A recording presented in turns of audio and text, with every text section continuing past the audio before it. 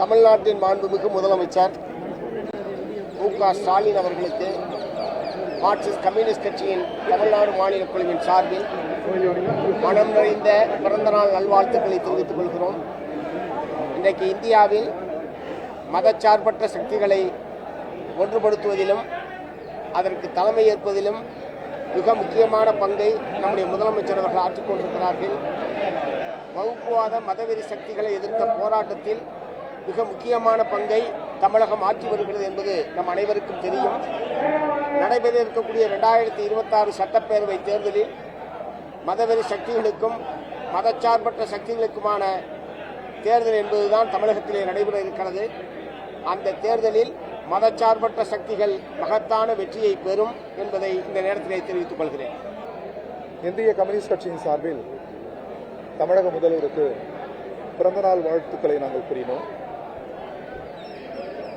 தமிழக முதல்வர் தமிழகத்தின் நலனுக்காகவும் இந்திய மக்களின் நலனுக்காகவும்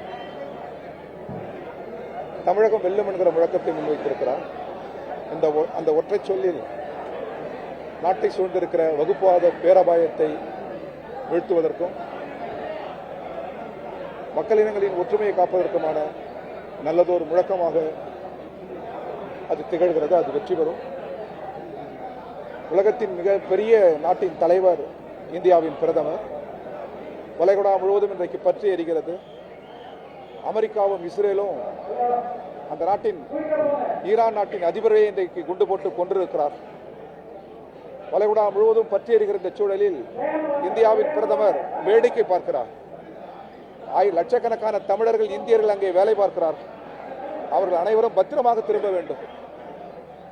அந்த அநீதிகளை போர் அநீதிகளை கண்டிக்க வேண்டும். இந்திய நாட்டின் பாரம்பரியத்தின் வழியில் நின்று அந்த குரல் எழுப்புவதற்கு கூட இந்தியாவின் பிரதமர் தயங்குகிறார்.